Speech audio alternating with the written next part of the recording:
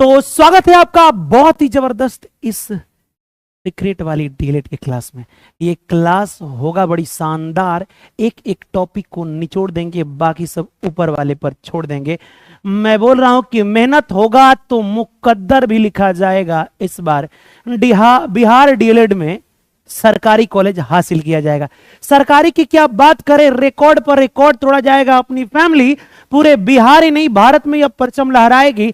और देखिए, मैं इस आज के क्लास में ढेरों सारा ऑब्जेक्टिव तो लेके आया हूं, लेकिन एक और बातें बता दे रहा हूं।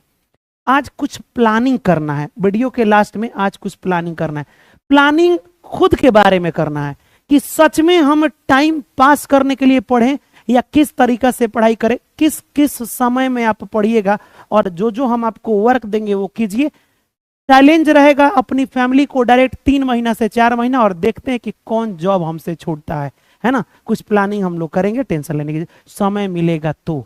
लंबा अगर क्लासेज रात में चला जाए तो फिर मैं उसके लिए सेपरेटली एक बार वीडियो आपके लिए बनाऊंगा, लाइव बुलाऊंगा, और सबका कमेंट, पूरी टीम बैठी रहेगी और काम ही रहेगा सिर्फ कमेंट देखना। क्यों? आपके हर एक कमेंट को लिखा जाएगा और उस पर काम किया जाएगा। बहुत डीपली हम जा रहे हैं। हमारा मकसद कुछ परिवर्तन है, कुछ परिवर्तन नहीं, बहुत बड़ा परिवर्तन है। लेकिन उससे पहले आप सभी को good evening to all of you. और जो लोग सलाम बोल रहे हैं उन्हें वालेकुम अस्सलाम, जो लोग राधे राधे बोल रहे हैं उन्हें दिल से राधे राधे, जो लोग जय भीम बोल रहे हैं उन्हें भी जय भीम। हो गया? अब रहने दो। अमित सर जिंदाबाद, थैंक यू। क्लास को शुरू करें। अब आराम आराम से हम क्लासेस को शुरू करते हैं। टेंशन नहीं लेना है, ठीक है? आराम से शुरू करेंगे, हर एक टॉपिक पढ़ाएंगे। जैसे कि कल वाले सीक्रेट क्लास में मात्र 38 मिनट के क्वेश्चन में 3 गो क्वेश्चन लड़ गया था, ठाए दे, तो यहां भी लड़ सकता है। तो आइए, हम आपके साथ हैं, टेंशन लेने की जरूरत नहीं है। और आपको एक नई उम्मीद जगी होगी अपनी फैमिली से, हम उस उम्मीद पर खर्रा उतरेंगे। देखिए बाबू, मैं एक ही चीज बोलता हूं कि आप जितना आपके दिमाग में प्रश्न होता है ना, मन करता है कि सबका जवाब दें, तो थोड़ा सा आपको वेटफुल तनी क्वेश्चन वो करो ही ना कि सर हमार नहीं बतिया रही है, तो एक माने हम एथी गुरु दिख रहे हैं, जोड़ने वाले पैचअप गुरु। हाँ, ऐसा नहीं है ना। मैं एक ही बात बोलता हूं, पता है क्या, कि मैं आपके हर सवाल का मुकम्मल, चलिए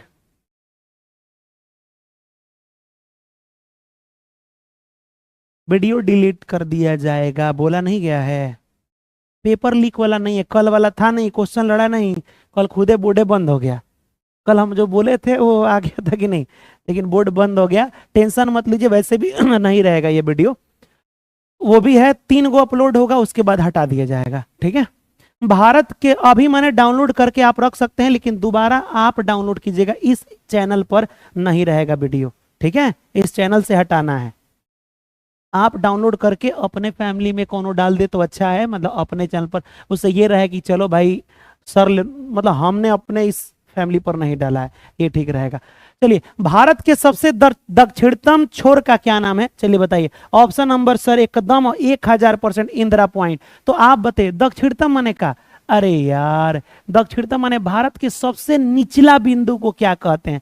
तो हम कहेंगे, अब आप लड़का बकलोलई कबो कबो कर देता है, क्या कर देता है? देखो, भारत का नक्शा तो बहुत फास्ट हम बनाते हैं, कैसनो बन जाए उसे क्या करना है, भारत से मतलब होना चाहिए। यहाँ देखिए बाबू, ये भारत का अपना इंडिया का मैप है। और भारत में यहाँ देखिएगा तो द्वीप है, अंडमान निकोबार द्वीप। समझिएगा बातों को ध्यान से, इस द्वीप को कहते हैं अंडमान निकोबार। वैसे भी यहाँ सबसे प्रसिद्ध निकोबारी कबूतर यहाँ का स्थानीय कबूतर माना जाता है।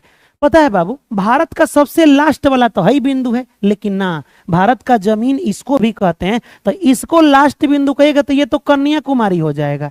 ये कौन हो जाएगा? कन्याकुमारी हो जाएगा। कन्याकुमारी से इस तरह से NH8 गया है, तो हम आपको पढ़ेबे किए थे। सुनिए, हाँ, NH8 से भी ये का हम बताएं यार, हमने आपको बताया था कि राजमार्ग हम पढ़ा दे रहे, मैंने टोटल भारत का सड़क। अब बताइए, पूछा था भारत का सबसे बड़ा सड़क कौन है, यही पूछा था आपको। बताइए तो बाबू, भारत का सबसे बड़ा सड़क कौन है? मैंने आपको बताया था, और आज के एग्जाम में वो आया भी था, है ना। पता नहीं किस पाली में, लेकिन क्वेश्चन कोई भेजा था। बताइए, भारत का सबसे लंबा सड़क राजमार्ग कौन है?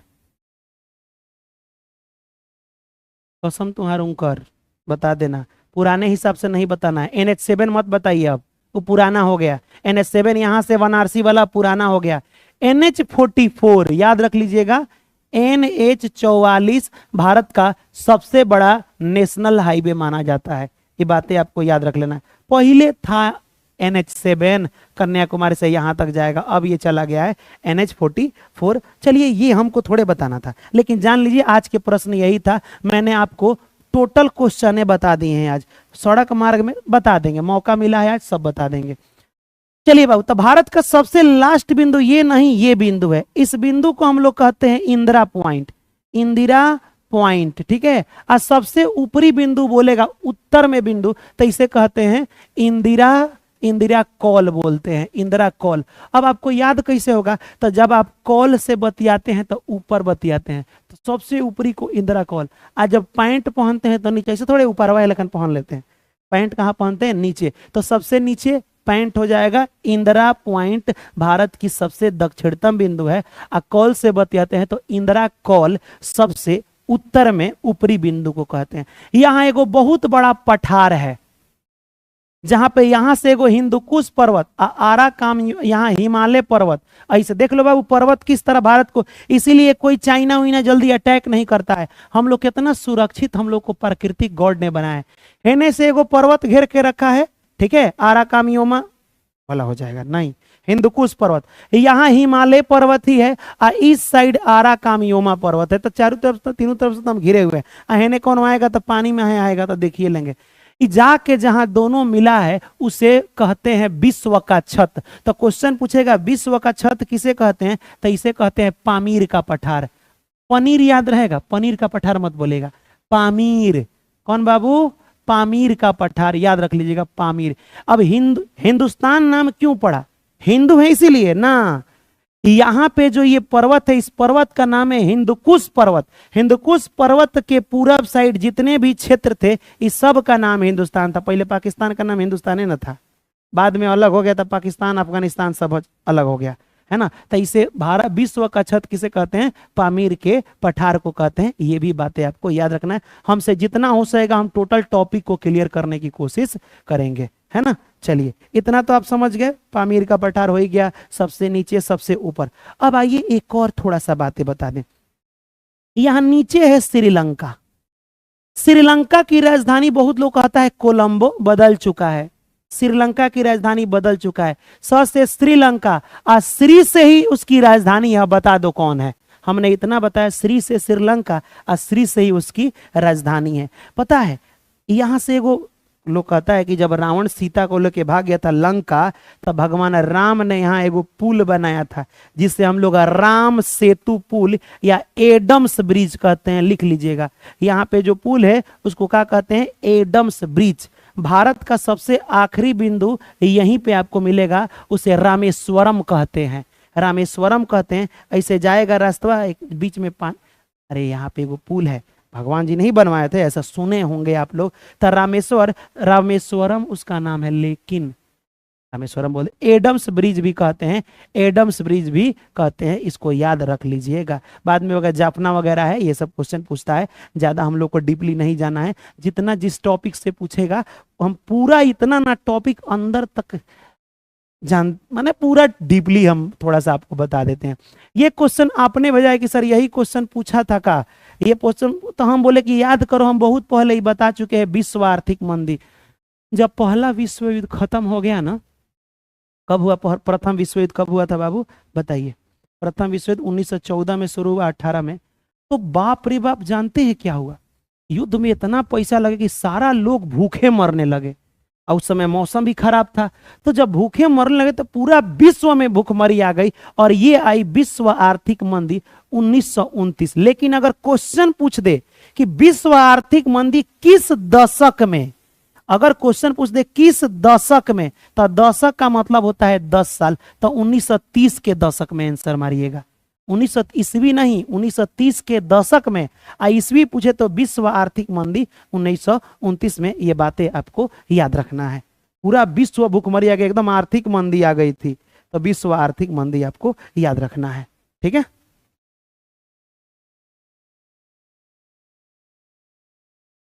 समझ में आ गया? कहेगा यस सर, समझ में आ गया। सड़क मार्ग से क्वेश्चन पूछ रहा है बाबू, मैं पहले बता दे रहा हूं, कहिएगा तो अभी ये कंप्लीट कर देंगे। सड़क मार्ग इस क्वेश्चन में हमको खुदे डाउट है कि मूंगफली का उत्पादन सबसे बड़ा उत्पादक राज्य कौन है? सबसे बड़ा बोला है, दूसरा बोला है, तो दूसरा राजस्थान होना चाहिए। राजस्थान है ही नहीं यहाँ पे, है ना। एक नंबर पे तो सबसे ज्यादा मूंगफली कहाँ पे होता है? गुजरात में होता है। 2 नंबर पे राजस्थान में होता है, और 3 नंबर पे अब कहाँ होता है? वहीं पे मारा जाएगा। ठीक है, 3 नंबर पे कहाँ होता है आप बताइए? दूसरा तो राजस्थान है, खुदे ऑप्शन गलती दिया है। अरे बकलोल, सबसे ज्यादा मूंगफली कहाँ पे? गुजरात में, लेकिन सबसे ज्यादा थोड़े बोला है। मूंगफली के दूसरा सबसे बड़ा उत्पादक राज्य, तो आप बताइए तीसरा बता दीजिए, बताइए मूंगफली के तीसरा सबसे बड़ा उत्पादक राज्य कौन है? जब दूसरा राजस्थान है, नहीं पता है, तो तीसरा आप बता दीजिए, एमे कहा जा रहा है ना। तो कह दे नहीं पता है, पता है तो मार लीजिएगा तमिलनाडु। कौन हो जाएगा? तमिलनाडु। अब दूसरा राजस्थान है, वो करा खुदे नहीं पता है, तो तीसरे ना मारिएगा, प्रथम पूछा ही नहीं है, सिंपल है ना।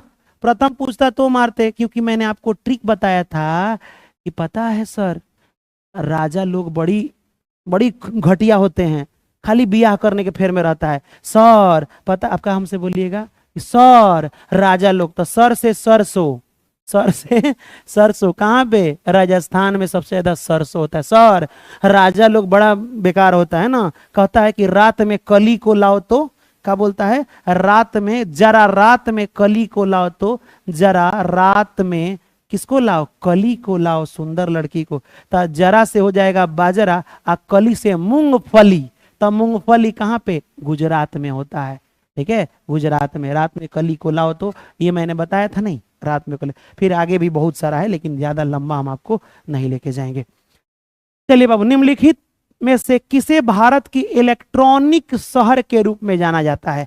भारत के एक इलेक्ट्रॉनिक शहर, जितना छोटा मोटा इलेक्ट्रॉनिक सामान बनता है ना, लाइट हो गया, तनी मनी बॉल, दूसरा दूसरा टाइप का कोनो मशीन छोटा हो गया, इलेक्ट्रॉनिक चीजें, है ना, ये सब कहाँ बनता है? इलेक्ट्रॉनिक नगर शहर किसे कहा जाता है? लिख लो बाबू, बेंगलुरु को कहा जाता है। किसको कहा जाता है? बेंगलुरु को कहा जाता है। लेकिन अगर क्वेश्चन पूछ दे झीलों का शहर किसे कहा जाता है? खूब सुंदर लगता है ना जी, झीलों का शहर, बताइए झीलों का शहर किसे कहा जाता है? अगर क्वेश्चन पूछ दे 7 टापुओं का शहर, पहले 7 हिस्सा में था, 7 टापू का शहर किसे कहा जाता है? हीरो का शहर किसे कहा जाता है? हीरा, हीरो नहीं, हीरा का शहर या हीरो का शहर किसे कहा जाता है? ठीक है, तो ये सब आपको क्वेश्चन बनाना पड़ेगा। तो बाबू 7 टापुओं का शहर कहो, या फिर आप कह सकते हैं भारत की वित्तीय राजधानी, भारत की वित्तीय राजधानी, वित्तीय राजधानी भी कह सकते हो, या ये भी इसके नाम पर कह सकते हो सपनों का शहर, सपनों का शहर। ये कुछो अगर पूछ रहा है तो डायरेक्ट टिक करेंगे मुंबई। कौन हो जाएगा? मुंबई। झीलों का शहर किसे कहते हैं आपको बताना है। राजस्थान में बाबू, धन जी, राजस्थान में उदयपुर को कहा जाता है, बिल्कुल सही जवाब है, उदयपुर को कहा जाता है झीलों का शहर। ठीक है, हीरो का शहर किसे कहा जाता है? हीरा, हीरा की बात कर रहे हैं हम, बताइए हीरो का शहर किसे कहा जाता है? हीर कुली है ना। मुंबई वाला सुना ना, मैं तो रास्ते से जा रहा था, भेलपुरी खा रहा था, लड़की घुमा रहा था, तुझको मिर्ची लगी तो मैं क्या करूं, तो वही वाला, है ना। बताइए हीरो का शहर, हीरा, हीरा, हाँ, डायमंड सिटी। नहीं पता है? हमको भी नहीं पता है, सच में। अच्छा एक बात बताओ, अगर तुम हीरा पहन लोगे तो कितना सूरतगर लगोगे। सूरत में हीरा, लिख लो बाबू, सूरत को क्या कहा जाता है? सूरत को कहा जाता है हीरो का शहर, या फिर इसे ना क्या बोलते हैं, भारत का मैनचेस्टर भी कहा जाता है। हमें जहां तक अहमदाबाद को कहा जाता है, सॉरी, भारत का मैनचेस्टर अहमदाबाद, क्योंकि अहमदाबाद में ज्यादा होता है ना, कपड़ा वगैरह का उत्पादन। चलिए बाबू, अरे बाप रे, अब ये क्वेश्चन बताए थे। अब ये भारत में झीलों का शहर किसे कहा जाता है? भारत में झीलों का शहर किसे कहा जाता है? हम चाहते हैं ना कि आपको परिवहन पढ़ा दें, परिवहन से क्वेश्चन आया है, आ भी रहा है, तो हम चाहते हैं सड़क मार्ग आपको पढ़ा दें, है ना। हम माने मेरी इच्छा है, बाकी आप अपनी इच्छा को व्यतीत कीजिएगा, मैं देख ले रहा हूं। चलिए,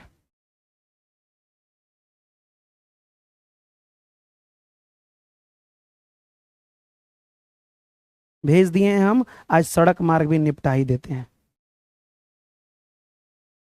पूरा का पूरा जितना सड़क मार्ग है, NH 1 2 3 4, सबसे बड़ा सड़क कौन है ना, नेशनल हाईवे वगैरह, सड़क मार्ग खत्म कर देते हैं। बहुत अच्छा। Option number D, Udaipur is a right answer. तुम तनी ऊपर रहो ना, काहे बार बार नीचे आ जा रही है, रोज शर्म आ रहा है। ये वाला आंसर हो जाएगा। अगला क्वेश्चन, अगला क्वेश्चन। लास्ट में हमको याद दिलाना क्लास शुरू होने से पहले कि सर आज बोर्ड को फॉर्मेट करना है, ना तो भुला जा रहे हैं, बोर्ड हैंग करना शुरू कर दे रहा है। चलिए, सिल्क सिटी के नाम से किसे जाना जाता है? बिहार में सिल्क सिटी, बिहार में सिल्क सिटी के नाम से, कि बिहार के किस जिले को सिल्क सिटी के नाम से जाना जाता है? तो लिख लो बाबू, भागलपुर को सिल्क सिटी के नाम से जाना जाता है, बिहार के सिल्क सिटी के नाम से जाना जाता है। भागलपुर एक प्रमंडल भी है। भागलपुर डॉल्फिन अभयारण्य भी है। कौन है बाबू? डॉल्फिन अभयारण्य। एक और बात बताइए आप, भागलपुर में कौन सा विश्वविद्यालय है? बता दीजिए, भागलपुर में कौन सा विश्वविद्यालय है और उसे किसने बनवाया है? अब ये पूछता है, बिहार से रिलेटेड बड़ी क्वेश्चन आ रहा है, नहीं पता है लिख लो, ए भागलपुर विक्रमशिला विश्वविद्यालय। विक्रमशिला विश्वविद्यालय कहाँ पे है बाबू? बिहार के भागलपुर में है। पाल वंश के राजा ने बनवाया था। कमेंट में लिख दीजिए पालवंशी, पालवंशी लिख सकते हैं, है ना, कोई मने गलत नहीं होगा। अब पाल वंश में कौन था आप बताइए, एगो ईमानदारी से बनेगा। हमारा पहला धर्म होता है, याद रखिए, मानव का धर्म, कि मानव को व्यवहार अच्छा तो होना चाहिए लेकिन शिक्षा ग्रहण करना। तो पहला धर्म होना चाहिए विश्वविद्यालय में जाना। तो धर्म से धर्मपाल ने बनवाया था। किसने बनवाया था बाबू? धर्मपाल ने बनवाया था। विक्रमशिला विश्वविद्यालय जो कहाँ पे है? भागलपुर में है। इहो बतवा आपको याद रखना है ना, इहो बतवा आपको याद रखना है। क्या हो जाएगा, याद कर लीजिएगा तो, है ना, विक्रमशिला विश्वविद्यालय। तो विश्वविद्यालय की जब बातें आई है तो एक और क्वेश्चन बता दो। चलिए, थोड़ा रहने दो, 3 गो विश्वविद्यालय पढ़ना है। अगला क्वेश्चन बताइए, बिहार के किस जिले में सबसे अधिक नहर सिंचाई क्षेत्र है? इतना ना नहर है तो भाई जहां पानी नहीं जाएगा, मान लो कि पूरा ये बिहार है, मान लो कि ये पूरा क्या है? बिहार है। तो मान लो थोड़ा देर के लिए पूरा बिहार है, तो इधर हम लोग को पानी की उतना जरूरत ना पड़ता है ना, इधर पानी नहीं पहुंचता। अपना बिहार सीधा नहीं है, इस तरह से मुड़ा हुआ है, देखो इस तरह से। इस साइड में हिमालय पर्वत है ऊपरवा, तो हमेशा पानी आते रहता है, आहने चढ़ता ही नहीं है। तो एक तरफ आ जाता है बाढ़, एक तरफ हो जाता है सुखाड़। अब बीच में है बिहार, ऐसे है, खालका में गंगा नदी बहती है। तो मेरे हिसाब से बाबू रोहतास, रोहतास की बातें कर ले। ये क्वेश्चन पूछा गया 2021 बीपीएससी में भी पूछा गया था। आइए कुछ तनी मनी याद करा दे इंपॉर्टेंट चीजें। आपने बोला था तो मैं सोचा कि काहे हम छोड़े। राजकीय भाषा क्या है भारत का? आप बताइए। तो राजकीय भाषा हिंदी है, ये बातें आपको याद रखना है, ठीक है। अगर पूछे कि द्वितीय राजकीय भाषा क्या है, तो उर्दू है। ये क्वेश्चन देखो, हिंदी कभी नहीं पूछेगा। और लड़का मारता है द्वितीय राजकीय भाषा संस्कृत। हे भगवान, कैसे जी रहे हो ये दादा। यहाँ देखो, बिहार दिवस कब मनाया जाता है? 26 तारीख के दिन पूछा था, पहला दिन है। बिहार दिवस कब मनाया जाता है, ये बातें आपको याद रखिएगा। राष्ट्रीय मेघा दिवस, तो मैं आपको बताऊं, इसी दिन बिहार में पता है एगो व्यक्ति का जन्म हुआ था, नाम था डॉक्टर राजेंद्र प्रसाद। राजकीय मेघा दिवस इन्हीं के जन्म दिवस पर मनाया जाता है। डॉक्टर राजेंद्र प्रसाद का जन्म दिवस पर 3 दिसंबर के दिन इनके जन्म दिवस पर मनाया जाता है मेघा दिवस। अब आइए, डॉल्फिन दिवस आपसे पूछ देगा, बिहार में गोगा बिल डॉल्फिन वगैरह छोड़ो, रहने दो। डॉल्फिन दिवस 5 अक्टूबर ही छोड़ो। यहां देखो, 5 अक्टूबर से एक और बात बता दें। 5 अक्टूबर इबादत सर का नाम याद करो। 5 अक्टूबर को इबादत सर का नाम याद करो। डॉल्फिन है, इबादत सर डॉल्फिन नहीं है। 5 अक्टूबर को इबादत सर का बर्थडे है ना। तो बाबू मेरे, तो 5 अक्टूबर को इबादत सर डॉल्फिन दिवस, 5 अक्टूबर इबादत सर डॉल्फिन दिवस, याद रख लो। 5 अक्टूबर इबादत सर डॉल्फिन दिवस लिख लो। हाँ, बहुत अच्छा। अपने बिहार का देखो, मान लो भारत का राष्ट्रगान जन गण मन अधिनायक जय रविन्द्रनाथ टैगोर ने लिखा था, और उन्होंने क्या बोलते हैं, बांग्लादेश का भी राष्ट्रगान लिखा था जिनका नाम था अमार सोनाल बांग्ला, अमार सोनाल बांग्ला रहने दो, ठीक है, उतना बजाना। भारत, यहाँ देखिए राज्य का प्रार्थना क्या है, बिहार राज्य का, मेरी रफ्तार पे सूरज की किरणें राज करे, ये है बिहार का राज्य का प्रार्थना गीत, ठीक है। और राज्य गीत क्या है, तो मेरे भारत के कंठहार, तो दोनों में याद रखिएगा, जब पूछे कि प्रार्थना, तो प्रार्थना मेरी रफ्तार में सूरज, सूरज भगवान को देख के प्रार्थना करते हो ना लोग, देखिए सूरज भगवान को। और जब बोले राजगीत, तो गीत बोले तो मेरे भारत के कंठार, तुम जब गाना गाते हो तो देखना देश के लिए गाते हो, भारत के लिए गाते हो, लेकिन प्रार्थना भगवान के लिए करते हो, है ना, भगवान के लिए नहीं, भगवान से करते हो। तो सूरज को गॉड अगर मानते हो तो कर सकते हो ऐसे मानने के लिए, है ना। बीपीएससी वालों कहते हैं कि नहीं ले लो, अभी कुछ होना, पहले डीएलएड का रिकॉर्ड पर रिकॉर्ड टूट रहा है, अभी बहुत जल्द जितना बीपीएससी है ना, आपको बताया नहीं था कि कहाँ तैयारी हो रहा है, अभी कुछ दिन के लिए क्लासेस बंद है। स्पेशल भारत का एक बैच लॉन्च हम लोग किए नहीं है, all in one batch, all in one batch नहीं हुआ है ज्ञापन एंट्रेंस एकेडमी पर, लेकिन अभी नहीं हो रहा है क्योंकि अभी डीएलएड और क्या बोलते हैं डीएलएड का एग्जाम चल रहा है, तो अभी थोड़ा दिन बीच में रोका गया है, लेकिन रोका नहीं जाएगा, सभी को शुरू किया जाएगा। कहाँ पे, बीपीएससी, बीपीएससी की मैं बातें करूं, बीपीएससी या फिर मैं बिहार एसएससी की बातें करूं, ये दोनों के दोनों एग्जाम आपको ऑल इन वन एक बैच है, ऑल इन वन बैच का, ऑल इन वन माने एक ही वीडियो में सब तैयारी हो सकता है, ठीक है। और वो बैच ज्ञापन एंट्रेंस पर चल रहा है। एनीवे सब छोड़ो, हमको जो बताना था वो हम बता दिए। अगला क्वेश्चन देखते हैं क्योंकि क्वेश्चन ढेरों सारा है। अब आ जाइए, जैसे पूछेगा यहाँ पे राज्य के सबसे बड़ा वन्य जीव अभयारण्य, अब ये बच्चा बच्चा को पता है, एक मिनट, राज्य के सबसे बड़ा वन्य जीव अभयारण्य कैमूर हो जाएगा ना, कैमूर वन्य जीव अभयारण्य ये बात है। लेकिन राष्ट्रीय उद्यान पूछेगा तो कौन बताइएगा, भारत का नहीं, बिहार का राष्ट्रीय उद्यान कौन है बताइए, बिहार का एकमात्र नेशनल पार्क कौन है, आपको बताना है कि बिहार का एकमात्र नेशनल पार्क कौन है। बिहार का बोल रहे हैं नेशनल पार्क, हम ये नहीं बोल रहे हैं वन्य जीव अभयारण्य, नेशनल पार्क, राष्ट्रीय उद्यान, वाल्मीकि नगर राष्ट्रीय उद्यान बिल्कुल सही जवाब है। लेकिन यही बोल दे कि राज्य में सबसे बड़ा वन्य जीव अभयारण्य, तो वो हो जाएगा कैमूर। बिहार का प्रथम अंतर्राष्ट्रीय हवाई अड्डा बाबू, तो बोध गया में है, ये बातें आपको याद रखना है। बिहार का प्रथम सॉफ्टवेयर टेक्नोलॉजी पार्क, बिहारों में सॉफ्टवेयर बनता है, ए बाबा रे, है ना, अगर पूछ दे तो याद रखिएगा पटना, अरे शहर सॉफ्टवेयर जितना टाउन शहर में होगा, तब बिहार में एक ही गो तो फेमस शहर है पटना, ठीक है। यहाँ देखिए बिहार का प्रथम, ये सब नहीं पूछेगा, प्रौद्योगिकी ये पूछेगा, प्रौद्योगिकी संस्था कहाँ है, आईआईटी, बिहार का प्रथम भारतीय IIT Indian institute of technology कहाँ पे है, तो डायरेक्ट आप लिखिएगा बिहटा में है। आईआईटी कॉलेज कहाँ पे है, बिहटा में। आईआईएम पूछ दे बाबू तो कहाँ पे है, गया में। आईआईएम मतलब क्या होता है, भारतीय प्रबंधक संस्था गया।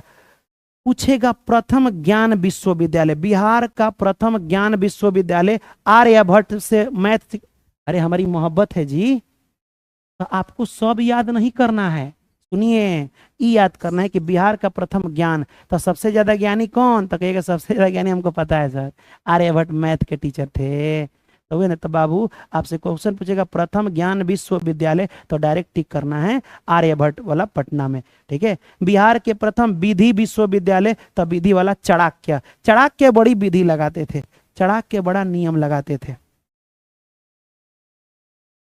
इंटर लेवल दोनों।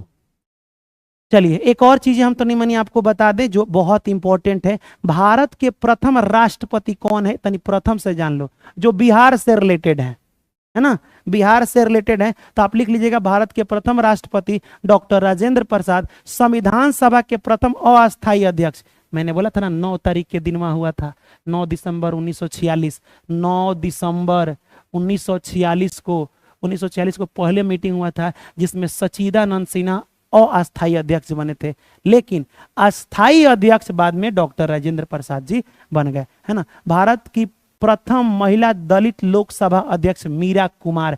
मीरा कुमार लड़का नहीं लड़की है, ये बात। जिस तरह महिला जयवर्धन महिला ना होकर पुरुष है, और वैसे ही मीरा कुमार लड़का ना होकर के लड़की है।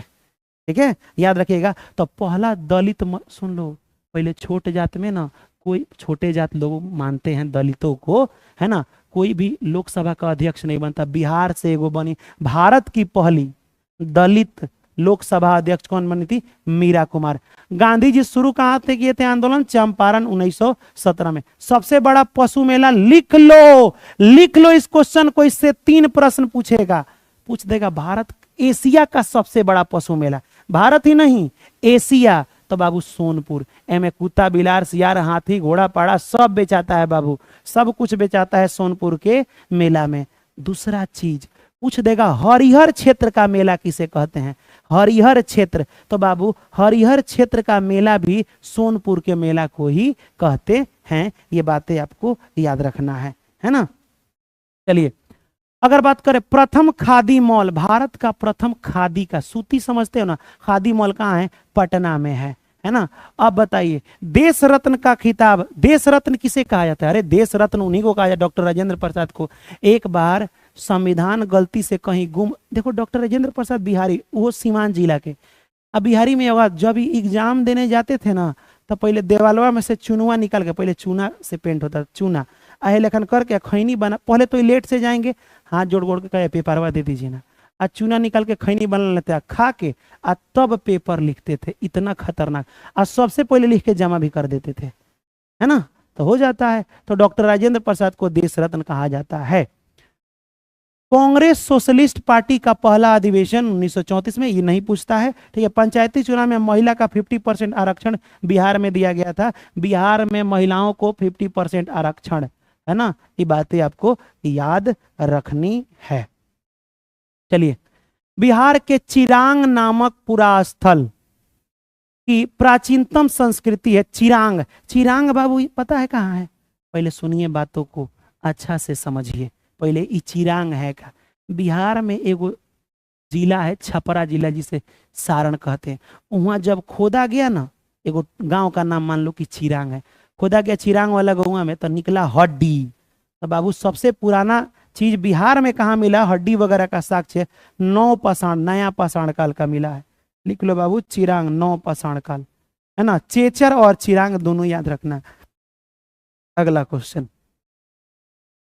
चलिए, नालंदा विहार का विध्वंस किसने किया? नालंदा विहार माने नालंदा विश्वविद्यालय को किसने बर्बाद कर दिया बाबू? इतना ज्यादा, विश्व का, भारत का नहीं। सुनो ना, हम लोग अब बिहार को लोग पीछे किया है। जिस दिन बिहार आगे हो जाएगा, सब राज्य को दाबते हुए 1 नंबर का होगा, क्योंकि बिहार में विश्व का, भारत का नहीं, विश्व का पहला ऐसा विश्वविद्यालय जिसमें हॉस्टल की व्यवस्था थी, ये नालंदा विश्वविद्यालय था। कौन था? नालंदा बिहार था। लेकिन एगो आया चोट्टा आ करके जला दिया। नाम था ओकर बख्तियार खिलजी।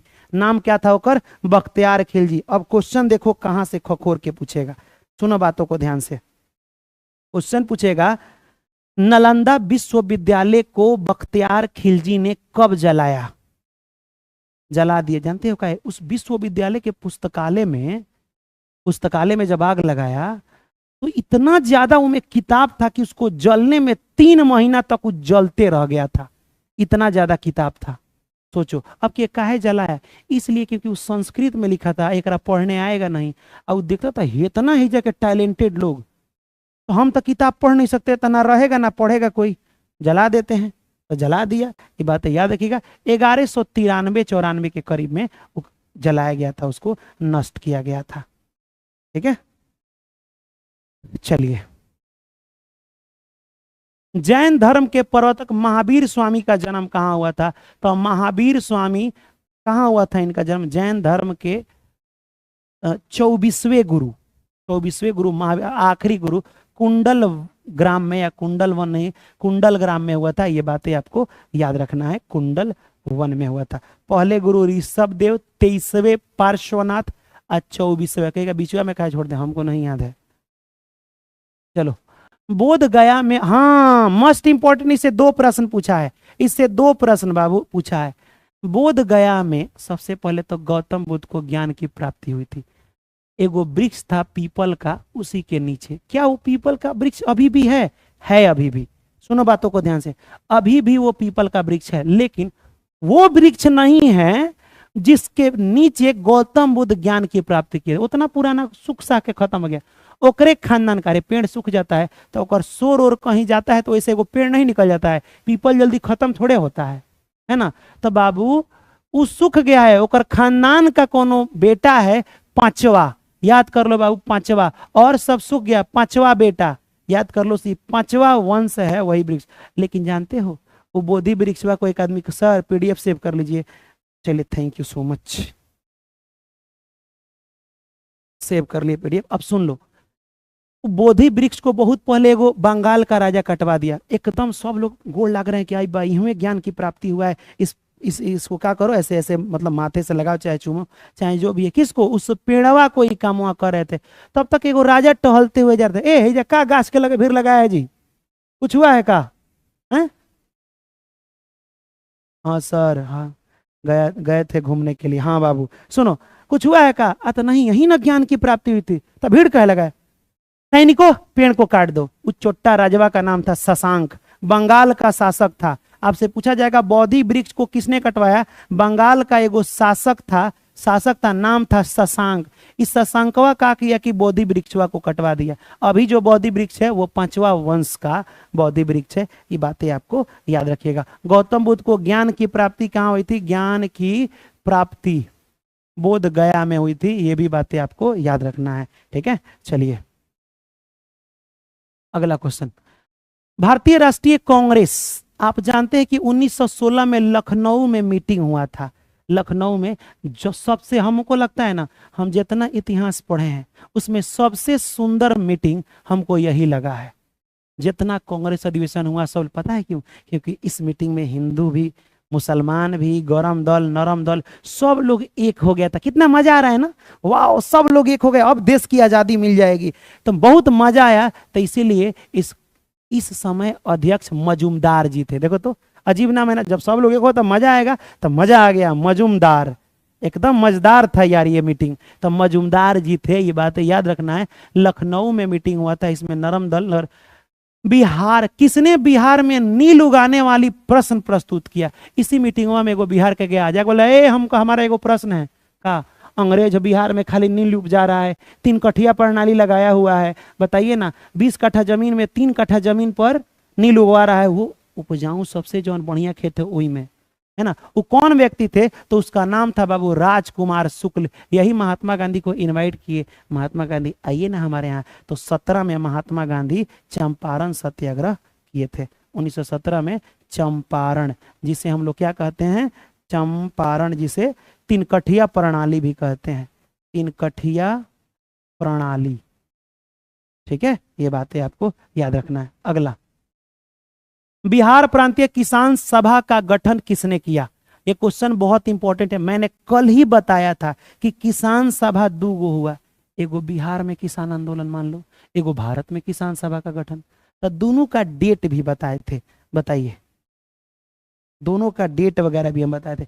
3400 विद्यार्थी हैं, तो बाबू हम कहेंगे कि एक बार वीडियो को लाइक कर दो, तो 3400, यानी जितना जल्दी हो सके।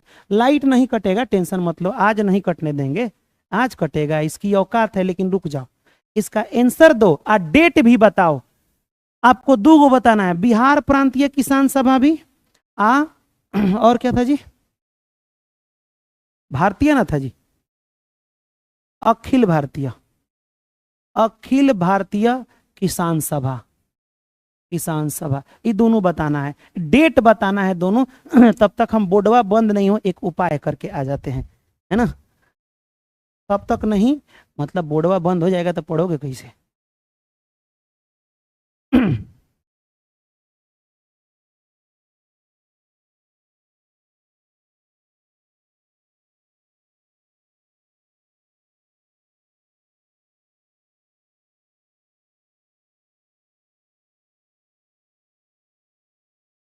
चलिए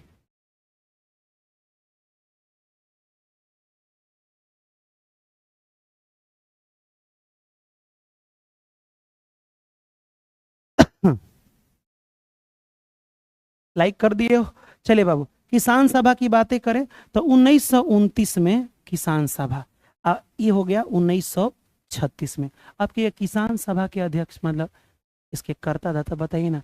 दुनिया का सारा दर्द दो ही लोग सहता है, एक किसान और एक जवान। सब सह जाओ ना तो सहजानंद सरस्वती, सहजानंद सर सब सह जाओ ना, का हो जाएगा तो किसाने ना हर चीज सहता है, तो Swami Sahajanand Saraswati. Option number A will be the right answer. 1935 में पहला जिला स्कूल खोला गया था, मस्ट इंपॉर्टेंट है, लिख लो बाबू। पहली बार जिला स्कूल खोला गया था कहाँ पे? मुजफ्फरपुर में या दरभंगा में या पटना में, या फिर तो पहली बार स्कूल शिक्षा की बातें पटना में ही अच्छा लगता है, शहर में ही पढ़ाई लिखाई ठीक ठाक से हुआ था। अगला क्वेश्चन, सिख गुरु जिनका जन्म पटना में हुआ था, सिख के आखिरी गुरु हैं जिनका जन्म 1666 में हुआ था। मैंने आपको याद कराया था 1666, पता है ये जो पंजाबी लोग होता है ना, 1.25 लाख के नीचे बतियाता ही नहीं है। नहीं बोला था, गुरु गोविंद सिंह का कहना था कि क्या था जी, चिड़िया नु में बाज लड़ावा, माने चिड़िया को इतना मोटिवेट कर देंगे कि वो बाज से लड़ जाएगा। गीदड़ नु में शेर बनावा, माने गीदड़ को इतना मोटिवेट करेंगे कि शेर की तरह लड़ेगा एकदम। चिड़िया नु में बाज लड़ावा, गीदड़ नु में शेर बनावा, और 1.25 लाख से एक लड़ा, फिर गुरु गोविंद सिंह नाम का हुआ। 1.25 लाख के नीचे माने एगो 1.25 लाख से फरियाने की क्षमता रखते हैं गुरु गोविंद सिंह। तो कहाँ है बाबू गुरु गोविंद सिंह? बिहार में इनका जन्म हुआ था, पटना में, याद रख लीजिएगा 1666 में इनका जन्म हुआ था, है ना। सिख के 10वें गुरु हैं, है ना। सिख के 5वें गुरु गुरु अर्जुन देव को जहांगीर मार दिया, जहांगीर था, हाँ। जहांगीर बोला कि हमारा बेटा को बिगाड़ रहे हो, मुआ देंगे। असहयोग आंदोलन जब हुआ था 1920 में, तो वो तो अपने यहाँ पूरा भारत में हुआ था, लेकिन उस समय असहयोग आंदोलन के दौरान बिहार में किसानों का अगुवाई किसने की थी? मान लो कि उन्हें असहयोग आंदोलन हुआ है, अब बिहार में सभी किसान को लेकर के असहयोग आंदोलन शुरू हो गया, तब बिहार में किसानों की अगुवाई स्वामी विद्यानंद ने की थी। ये लिख लीजिएगा, किसने किया था बाबू? स्वामी विद्यानंद, समझे। असहयोग आंदोलन के समय बिहार में किसानों का अगुवाई किसने की थी? यानी जल्दी बताइए ना। हाँ, स्वामी विद्यानंद, हाँ जी, किसानों को लेकर के विद्या दे रहे थे। चलिए 33 बिल्कुल सही जवाब है। अगला, इनमें उत्तराखंड बाघ परियोजना कौन है? आपको मैंने उसी दिन बताया था बाघ परियोजना के बारे में, या राष्ट्रीय उद्यान, हम पूरा आज एक्सप्लेन नहीं करेंगे बाबू। Uttarakhand Jim Corbett, Corbett national park. अब आइए थोड़ा सा हम लोग परियोजना के बारे में नहीं, बाघों के बारे में पूरा जान लें। मध्य प्रदेश का राष्ट्रीय उद्यान रट लो, मैंने आपको बताया था मध्य प्रदेश का राष्ट्रीय उद्यान, पता है। देखो ना, ये भगवान कृष्ण है, आई गोपियां है, गोपी मां लड़की, भगवान कृष्ण पर लड़की बड़ी फिदा रहती थी। इतना सुंदर करिया आदमी थे कि भगवान कृष्ण पर लड़की बड़ी फिदा रहती थी। सोचती थी कि काश भगवान कृष्ण मेरे पति देव होते। तो इन्होंने सोचा कि कान्हा से चल रहे हैं, फंसा लेने कान्हा को। तो इन्होंने कहा, बोला कान्हा को पाने के लिए पेंच फंसा रही थी। देखो ना, लेवल देखो इनका, कान्हा को, तो कान्हा को पाना पूरा पेंच फंसाना, है ना। आप बता, कान्हा को माधव भी कहते हैं, मैंने बताया है, कान्हा को माधव भी कहते हैं, है ना। कान्हा को पाना पूरा पेंच फंसाना, और जब फंसा लेगी तो शादी के रिश्ता में बंध जाएगी। और जब आप शादी के रिश्ता में बंधेगा ना, तो शादी करके फंस गए यार, अच्छा खासा था कंवारा, है ना। तो मेरे बाबू जब बन जाएंगे तो लोग क्या कहे, हे भगवान शादी करके डूब मरी, डूब मरे मैं शादी क्यों किया? जो शादी किया उससे पूछो कितना पछता रहा है। तो आप देखो, कान्हा को पाना पूरा पेंच फंसाना, ठीक है। आप बंद रिश्ते में बन जाना, फिर डूब मरी, डूब मरी। संजय डुबरी, याद रख लेना है, संजय डुबरी। संजय जैसे डुबरी आएगा, अरे बाप रे डूब गए थे तो शादी करके, ये तो मध्य प्रदेश में बांधो, रिश्ता में बंधना था, अरे ब्याह वाला बात है। माधव भी पेंच वाला बात मध्य प्रदेश, सतपूर्णा मध्य प्रदेश, पाना का, कान्हा को पाना था ना, तब पूरा का पूरा आपको याद हो गया। जितना राष्ट्रीय उद्यान इंपॉर्टेंट था मैंने आपको बता दिया, नहीं बता दिया? अब आपसे पूछेगा सतपूर्णा, आई बाप रे, सतपूर्णा 7 जन्म का रिश्ता था ना, तो बाप रे सतपूर्णा जैसे बोले मध्य प्रदेश, है ना। जो खाएगा वो पछताएगा, जो ना खाएगा वो पछताएगा ना बाबू, हम कह रहे हैं ना पछताना ही पड़ेगा, दूसरा कोई उपाय नहीं है। गुजरात में एक ही गो राष्ट्रीय उद्यान, गुजरात में गिर राष्ट्रीय उद्यान, गुजरात में। अब मत कहिएगा सर मोदी जी का घर गुजरात में है तो गिरा हुआ आदमी, नहीं सर, उस इससे हम नहीं बोले, बस गुजरात में गिर राष्ट्रीय उद्यान एशियाई शेर के लिए फेमस है। यहाँ पे एक ही गो पूछा है अभी तक, गिर राष्ट्रीय उद्यान, गिर राष्ट्रीय उद्यान। एक और चीज बता दे गुजरात में, सुनिए, भारत में सबसे लास्ट में सूरज है ही जा पहुंचता है, देख लो, यही इस जगहिया का नाम है। आपसे पूछ देगा सबसे पश्चिम में सूरज जो जहां पहुंचता है, सबसे लास्ट में यहीं पे ना पहुंचेगा सूरज, इधर से पूरब से आएगा तो इसे गुहार माता कहते हैं, गुहार माता या गौर माता, गौर माता। ठीक है, ये बातें आपको याद, गुहार माता या गौर माता, जहां लास्ट में सूरज पड़ता है। गिर राष्ट्रीय उद्यान, बस इतना याद रखना है। अब यहाँ पे बसंदा कहिएगा, यहाँ पे ब्लैक बक कहिएगा या मरीन कहिएगा, तो आपकी मर्जी है। नहीं तो ठीक है, आप बताइए, जब आप गिर जाते हैं तो दुइये को कंडीशन आएगा, गिरिएगा या तो आपका पैरवा ब्लैक हो जाएगा, है ना, आना तो कहीं गिर के मरिए जाइएगा, मरीन तो गिरिएगा बाबू, तो गिरे ब्लैक बक नेशनल पार्क या मरीन कक्ष की खाड़ी वाला, तो मरीन, दोनों याद रखिएगा। अब वसंदा का याद करना है ना। अब बोलो तो बाबू, अब हम बोले क्या मरीन, तो मरीन, अरे बाप रे, तो गिर राष्ट्रीय उद्यान हटाओ, है ना। ब्लैक वही हो जाएगा, सब पासे में है, रात वाला घटना। अच्छा राते में ना आप गिरते हैं, दिन में बहुत कम लोग गिरता है, देखना अंधारा में जाओगे तो लेकिन वो लड़के गिर जाओगे, है ना, तो गिर जाओगे तो क्या हो जाएगा, करिया हो जाएगा, ब्लैक हो जाएगा, ब्लैक बक हो जाएगा, है कि नहीं। ओकरा बाद से केना अगर छत पर से गिर गए तो कहानी खत्म, नाम के आगे स्वर्गीय लगेगा खूब बड़ा में, आ गाना बजेगा हंसते हुए फोटो पर, कैसी है अनहोनी, है ना। चलिए, बहुत अच्छा।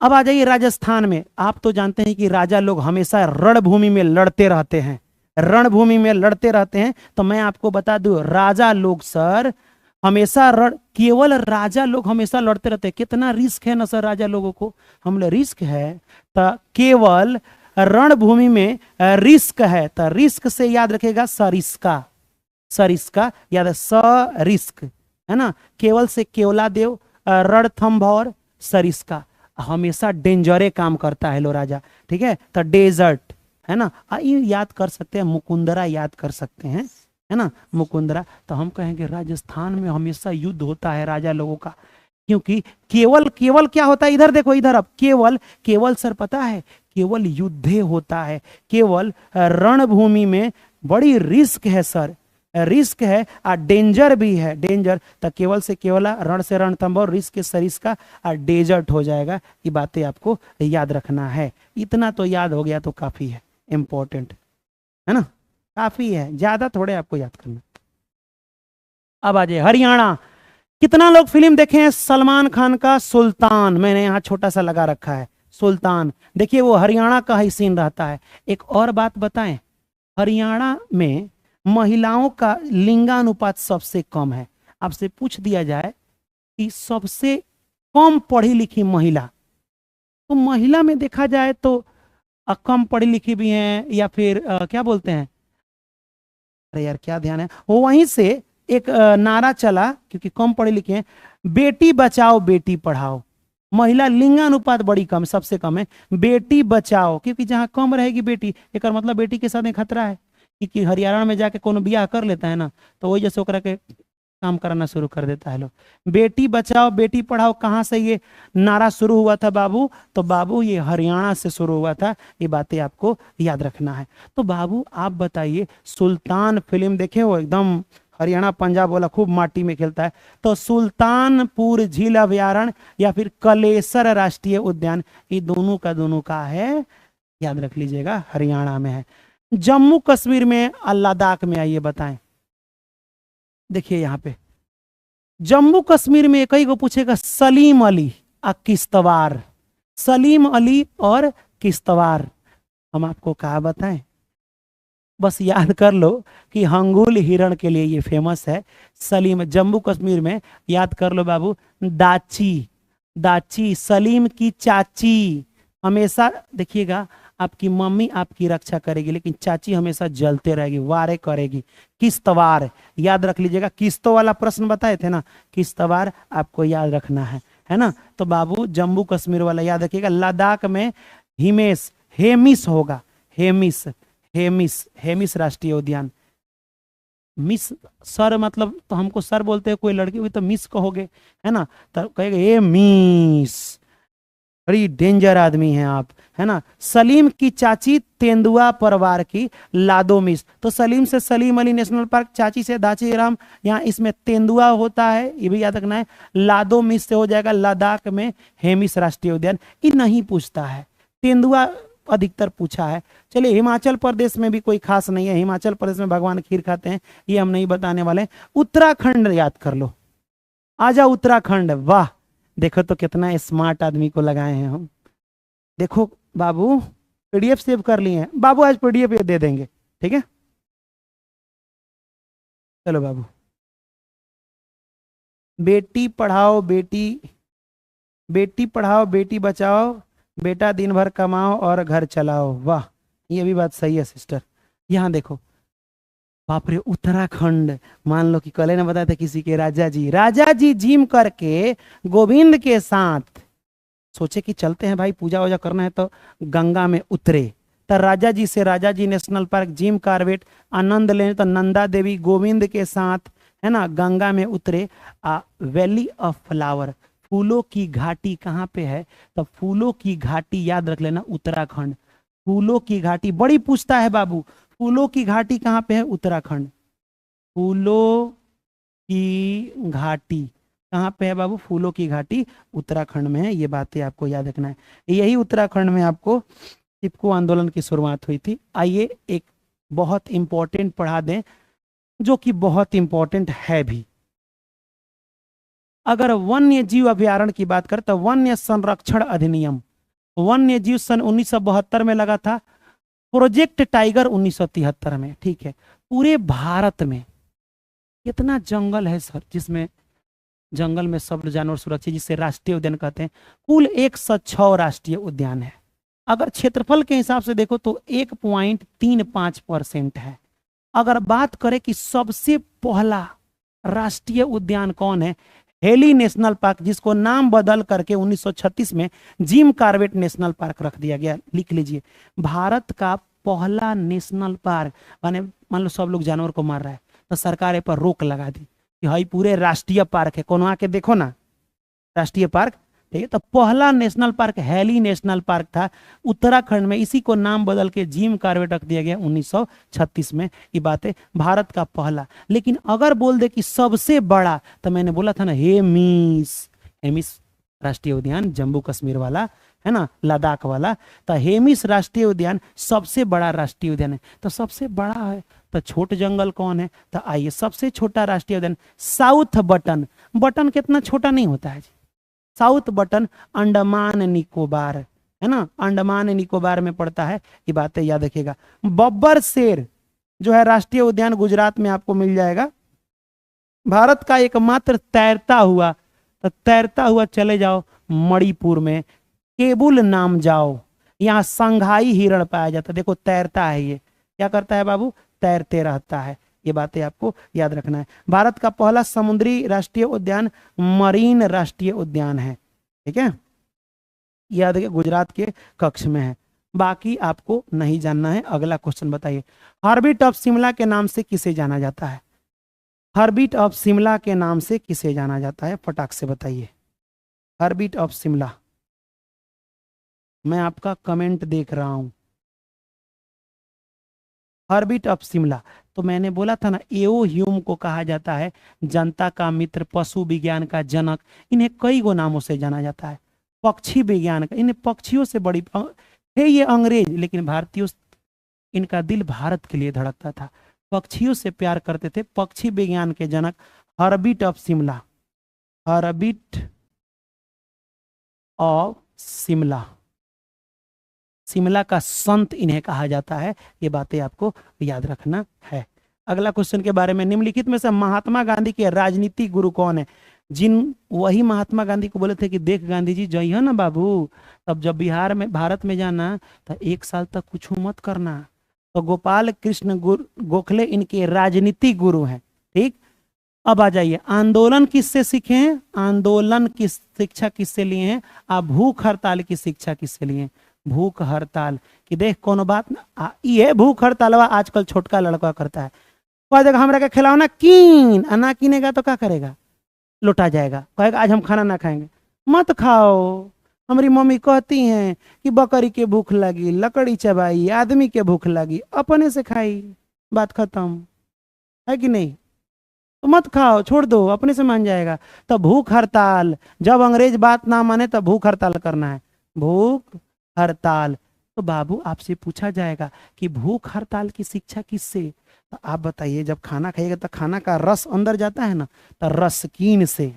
किससे बाबू? रसकीन। आंदोलन कहाँ कभी टलता है? कभी ना कभी आंदोलन हो ही जाता है, तो टलता नहीं है। टाल्स्टाय, टाल्स्टाय याद रख लीजिएगा। महात्मा गांधी के राजनीतिक गुरु गोपाल कृष्ण गोखले राजनीतिक सिखाए, लेकिन आंदोलन की शिक्षा टॉल्स्टॉय। आप भूख हड़ताल, तो भूख में रस होता है तो रस्किन। ये बातें आपको याद रखना है। फिरोज शाह मेहता के बारे में हम क्या बताएं? 1907 के कांग्रेस अधिवेशन में इनको एक चप्पल लगा था। अब सुनिए, एग्जाम जब हो जाएगा तो आपको प्लानिंग क्या करना है? आपको बिहार में जितना फॉर्म आए कोई भी फॉर्म को भरिए, भरिए आप, चाहे वो सचिवालय का हो, चाहे कोई भी लेवल हो, आप बीपीएससी कोई भी भरिए। ठीक, आपके लिए हम लोग हर चीज फ्री ऑफ कॉस्ट किए हुए हैं। तो बैच लॉन्च हो चुका है भारत में, ऑल इन वन, सब कुछ खत्म एक बैच। मैं फिर से इसका अनाउंस क्यों कर रहा हूं? क्योंकि हम अभी शुरू नहीं हुए हैं, थोड़ा सा पढ़ाए हैं, जा करके जितना पढ़ाए हैं पहले देख लो, तब पता चलेगा लेवल किस लेवल का क्वेश्चन है और कितना प्यारा हम बताएं। ऑल इन वन में सब सब्जेक्ट का 0 लेवल से पढ़ा करके भारत के सभी एग्जाम पर वार कराया जाएगा आपको। इस लेवल पर हम लोग अपना वीर को तैयार कर रहे हैं, अपने सेना को इस तरह तैयार कर रहे हैं। ठीक है, तो मेरे बाबू ऑल इन वन बैच हो रहा है कहाँ? ज्ञापन एंट्रेंस एकेडमी पर। पहला बात है, इसको जा करके ज्ञापन एंट्रेंस एकेडमी से जुड़ जाइए। अब आइए बात करते हैं जीविका का। जीविका का बैच जो है, जीविका का हर चीज, कुछ हो पैसा वैसा नहीं, क्योंकि आप लोगों ने हमें इतना अपनी फैमिली से प्यार मोहब्बत दिया है ना, काफी है, उतना काफी है। ज्ञापन एकेडमी जो अपना सबसे बड़ा प्लेटफॉर्म है, ठीक है, ज्ञापन एकेडमी जो भारत में झंडा गाड़ा है, भारत का उभरता नहीं, उभर चुका सितारा है, अभी उभरा है। ठीक है, जीविका का, आजीविका से रिलेटेड फाउंडेशन बैच जो 0 लेवल से मैथ पढ़ना चाहते हैं, ये अभी अब शुरू होने वाला है। तो बाबू मेरे, ये होगा ज्ञापन एकेडमी पर। ठीक है, ज्ञापन, इस पर सीक्रेट क्लासेस चलेगी, जिस पर डर रहेगा कि अगर हम वो क्वेश्चन बताएं जो एग्जाम में आ जाए, थोड़ा सा सब लोग के अंदर जलन की भावना हो गई है, तो इस वजह से हमको दिक्कत हो गया है। हमको तो ढेरे दिक्कत हो गया है।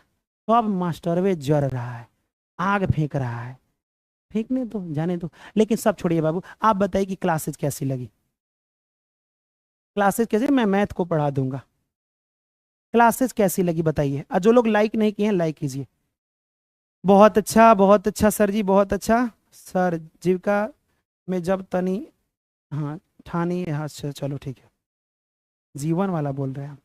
सीक्रेट क्लास भाई अमित सर, जीविका वाला, अच्छा बहुत अच्छा। तो लव यू तनी, जैसे सर जी मेरा नाम लीजिए, शिवम गुप्ता जी, शिवाश गुप्ता जी, या फिर जो भी हैं, शिवांश गुप्ता। बाबू एक बात बोले, जैसे ही क्लास खत्म होगा, आज 3000 बच्चे हैं ना, सब लोग हमसे प्यार नहीं करते हैं, जो लोग सच में करते हैं, एक वो छोटा सा कमेंट हमारे अंदर इतना मोटिवेशन डालता है कि रात रात भर हम आपके लिए जगते हैं। तो एक छोटा सा लव यू सर लिख दीजिएगा, और हैशटैग अमित सर जरूर लिखिएगा इस वीडियो में। हम चाहते हैं 3000 बच्चे हैं ना, तो कम से कम 2500 से ऊपर, चाहे 3000 हो जाए तो खाली लिख दो मजा आ गया सर। क्लास कैसा लगा? क्या याद करने में सच में आपको अब जीके जीएस आसान लगता है, मैथ आसान लगता है, रीजनिंग आसान लगता है? तो बाबू सब सब्जेक्ट की तैयारी मैं करा करके रिकॉर्ड तोड़वाऊंगा। ठीक है बाबू, फिर मिलेंगे नेक्स्ट वीडियो में नेक्स्ट टॉपिक के साथ। लव यू हमार फैमिली।